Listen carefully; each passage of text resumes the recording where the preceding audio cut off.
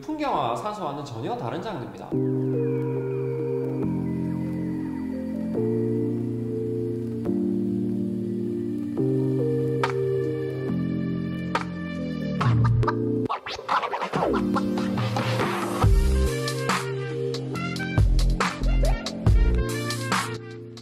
안녕하십니까, 아트부이 배철입니다. 업로드를 이제 꾸준히 일주일에 한두 개 컨텐츠는 계속 올릴 예정이기 때문에 여러분들 많은 기대와 관심 부탁드리겠습니다. 오늘은 두 번째 시간으로 산소화에 대한 이야기를 하도록 하겠습니다. 산소화와 풍경화를 굉장히 혼동해서 사용하는 경우가 많아요. 그 풍경화와 산소화는 전혀 다른 장르입니다. 서양화에서 부르는 게 풍경화, 동양화에서, 전통 동양화에서 부르는 게 산소화죠. 풍경화와 산소화는 사실 그리는 것이 자연을 그린다라는 공통점을 가지고는 있지만 기법이라든지 바라보는 그 관점, 시점, 시각이라고 할 수 있죠. 시각이라든지 담긴 내용부터 아주 판이하게 전혀 다른 장르의 그림이라고 생각하시면 됩니다. 근데 우리가 이제 그 미술을 공부할 때는 풍경화, 산소화 뭐가 다른지 잘 인지를 못하고 자연을 그리는 것을 이렇게 풍경화, 산소화 이렇게 혼동해서 사용을 하고 있습니다. 제가 주로 강의를 통해서 여러분들에게 서양화에서 대표적인 가로수길이 있어요. 가로수길과 동양화에서 대표적인 이제 그 그림을 보여드리며 뭐를 더 잘 그렸냐 이렇게 많이 질문을 해요. 그러면 대부분 서양화를 더 잘 그렸다고 이야기를 하세요. 그게 사실은 뭐가 더 잘 그렸다 못 그렸다는 전혀 다른 장르라고 말씀을 드렸기 때문에 기준점이 전혀 다릅니다. 그 기준점이 어떻게 다른지 차근차근 설명을 드릴게요. 대표적으로 주로 이제 그 가로수길 같은 경우에는 시점이 이렇게 한 곳에 모여요. 우리 학교 다닐 때 배웠잖아요. 소실점이라고 배웠죠. 투시 원근법, 원근법이 자연스럽게 느껴지는 스타일이죠. 컬러풀하고 구도가 거의 대부분 풍경화 같은 경우에는 가로가 대부분이에요. 서양화의 그 전통적으로 옛날부터 우리가 볼 수 있는 그림들은 거의 대부분 가로 형태의 그림이 대부분입니다. 그에 반해서 우리가 산소화를 또 한번 보면 산소화는 세로 그림이 많아요. 세로 그림. 가로와 세로 전혀 다르죠. 세로 그림이 많고 일단 모노톤이죠. 그 단색입니다. 주로 먹으로 그렸습니다. 주로 먹으로만 그림을 그렸고 먹으로 그린 데에 대해서는 이유가 명확합니다. 사계절을 표현할 수 있고 여러 가지를 그 안에 담긴 사상이나 이런 것 때문에 의도적으로 먹으로 표현하고 있습니다. 그런 부분에 대해서는 나중에 기회가 된다면 다시 한번 말씀을.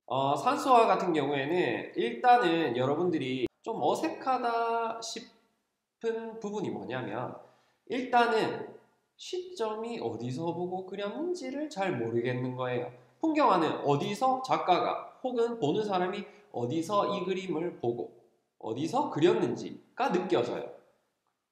내가 마치 이 그림 속에 내가 여기 있는 것 같은 느낌을 착각을 불러일으킬 정도로 하나의 그 장면을 보고 있는 듯한 느낌이 굉장히 전통적인 서양의 풍경화 같은 경우에는 그게 사실적으로 굉장히 많이 느껴집니다. 밀도감이라든지 그 공간감이 굉장히 느껴집니다. 그렇기 때문에 실제 한다라는 느낌이 굉장히 강해요. 근데 산소화 같은 경우에는 그런 느낌이 아니라 여기를 보니까 이게 밑에서 본 것 같기도 하고 이거는 위에서 본 것 같기도 하고 이거는 왼쪽에서 보고 오른쪽에서 보고 이게 굉장히 많이 다릅니다. 이유가 사상 때문입니다. 어떠한 사상을 담기 위해서 의도적으로 시각을 이렇게 만들어 놓은 거예요. 사실 산소화는 거의 컨트롤 C, 컨트롤 V 같이 복사하기 붙여넣기처럼 거의 비슷해요. 새로운 게 잘 없죠. 누가 그렸냐에 따라서 조금의 차이가 있을 뿐 그림이 거의 흡사합니다. 누가 누구의 그림인지 모를 정도로 흡사합니다. 왜냐하면 담고자 하는 내용이 다 똑같기 때문입니다. 제가 오늘 보여드리는 많이 보여드리는 그림 중에 이게 거의 레오나르도 다빈치의 모나리자나 이런 것처럼 동양에서는 산소화를 논할 때 동양화의 정석이라고 할 수 있을 정도로 산수화의 정석, 조춘도를 곽희라는 사람에 의해서 그려진 그림이고요. 이 곽희는 이 조춘도를 통해서 동양해, 중국에서 이제 이 곽희 이후에 거의 대부분이 다 이 조춘도처럼 그림을 그리게 됩니다. 중국의 영향을 받는 우리나라도, 그리고 우리나라와 중국의 영향을 받는 일본도 이런 곽희의 조춘도의 스타일에 그 영향을 받기 때문에 곽희의 조춘도를 모르고 동양의 산수화를 논할 수가 없어요. 보통 동양화에서는 그 작가의 작품을 해설을 달아놓는 화론이라는 것이 있습니다. 그 사용 설명서 같은 거라고 생각하시면 됩니다. 자기가 어떤 마음으로 어떻게 이 그림을 그렸다라는 내용을 담고 있는데, 곽희가 그린 화론이 이름이 그 임천고치라고 하는 화론집이 있어요. 그 임천고치에 나와 있는 내용들이 있는데, 여러 가지 내용들이 핵심적인 게 뭐냐면 이 그림에서 담고자 하는 내용이 도가사상이다라는 것을 이야기하고 있습니다. 자, 도가사상을 어떻게 담을 수 있냐? 그림을 먼저 또 다시 한번 보시면 어디서 보고 그렸는지 잘 모르겠다라고 제가 앞서 말씀을 드렸는데, 아랫부분은 밑에서 위를 보는 것 같고, 어떤 부분은 또 저기 뒤에 나오는 그 배경 부분이 있어요. 그 부분은 또 멀리서, 평지에서 멀리 있는 곳을 보고 있는 것 같고, 어떤 곳은 위에서 아래를 내려다보고 있는 것 같은 시점을 가지고 있습니다. 이 세 가지, 크게 세 가지 시점을 우리는 뭐라고 부르냐면 삼원법이라고 이야기를 합니다.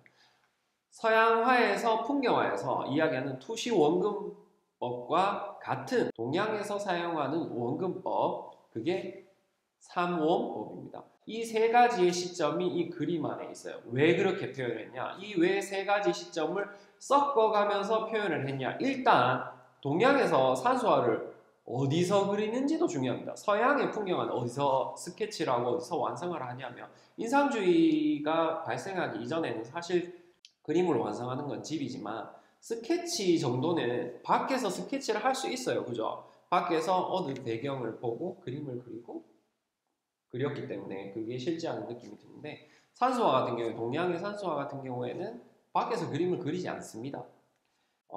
예를 들어서 우리 동네 앞산을 그린다. 그러면 그 앞산을 가가지고 막 돌아다녀요. 막 돌아다니면서 이 소나무가 너무 멋있는데? 그러면 그 소나무를 그립니다. 이게 이제 하나 스케치를 해오는 거죠. 메모 비슷하게. 그리고 어디 갔는데 어디 돌이 너무 멋있다. 그럼 돌을 그려요. 여기 갔는데 풀이 너무 멋있다. 풀을 그려요. 어디 갔는데 이 꽃이 너무 예뻐. 그럼 그 꽃을 그리는 거예요. 이거를 다 따로 모아서 집에 가지고 와서 제일 예쁜 것만을 모아서 그린다. 이거를 동양에서는 이렇게 표현합니다. 정수를 그린다. 그냥 좋은 거 싸그리 모아서 그린다고 생각, 짜집기로 싸그리 모아서 그린다고 생각을 하시면 됩니다. 그래서 탄생을 하게 되는데, 그거를 또 여러 가지 시각, 시점을 사용했다고 이야기했죠. 이게 당연하죠. 어떤 거는 이런 측면에서 봤을 거고, 어떤 건 이렇게 봤을 거고, 어떤 건 이렇게 봤을 거고, 어떤 건 이렇게 봤을 거고, 다 다르니까 다양한 시각이 나올 수밖에 없어요. 그거를 모아놓은 거예요. 그리고 이 표현이 또 삼원법이라는 거를 또 깊이 있게 막 사용된 이유가 첩첩산중이라고 하죠. 깊은 산골짜기, 사람이 살 것 같지 않은 곳을 표현하기 위해서 그렇게 막 우거진 나무와 뭐 이렇게 깊은 산 속을 표현하기 위해서 그런 시각을 사용하고 있습니다. 그렇기 때문에 이게 사람이 저기 갈 수 있어? 근데 공교롭게도 조춘도에는 사람의 모습이 등장합니다. 사람의 모습이 물가에 딱 등장해요. 이사하고 있습니다. 이삿짐 센터에서 이렇게 도가사상에서 이야기하는 무의자연이죠. 탈속의 경제. 그 이제 속세에서 벗어나서 이제 인의가 배제된, 사람의 손때가 묻지 않은 곳으로 가고 싶어하는 도가사상의 이미지화가 바로 산수화입니다. 곽희의 조춘도는 그걸 표현하기 위해서 이렇게 표현을 해놓은 거예요. 동양에서는 똑같이 닮게 그리는 게 의미가 없습니다. 풍경화는 똑같이 닮게 그리는 게 굉장히 중요합니다. 근데 산수화 같은 경우에는 똑같이 닮게 그리는 게 아니라 이 사상을 표현하는 데 있어서 필요한 것들, 특히 삼원법이라든지 뭐 이런 자연의 막 예를 들어서 내가 본 나무가 돋보였으면 그 나무만 대체하는 거예요. 거의 똑같은 구도와 똑같은 형식으로 계속 그렇게 표현을 하는 겁니다. 그러다가 물론 이제 시기가 지나서 다양한 형태의 산수화가 등장이 됩니다. 근데 전통적인 원래 동양의 산수화를 이야기할 때는 곽희의 조춘도가 처음이라고 생각을 하시면 됩니다. 그 전에도 사실 있어요. 있는데 뭐 거기에서는 삼원법이라든지 이런 게 본격적으로 사용된 게 아니라 이제 삼원법이라는 것이 곽희라는 사람에 의해서 시작이 되어졌고 그 뒤에 사람들까지 그 후대 사람들까지 영향을 받게 됩니다. 예를 들어서 서양화에서 레오나르도 다빈치에 의해서 탄생된 스푸마토 기법이라고 이렇게 외곽선을 없애는 입체감을 살리기 위해서 외곽선을 없애는 이런 기법이 서양에서는 레오나르도 다빈치 이후에 쭉 계속 막 연달아 사용이 되거든요. 그거와 마찬가지로 산수화에서도 조춘도 이후에 삼원법 그런 시각적인 요소들이 계속 사용이 됩니다. 뭐를 표현하기 위해서? 도가 사상을 표현하기 위해서 그렇게 표현이 되게 됩니다. 사실 그 도가 사상만 그림 속에 담겨 있는 것은 사실 아닙니다. 유가 사상도 표현이 되어 있습니다. 유학이라고 하죠.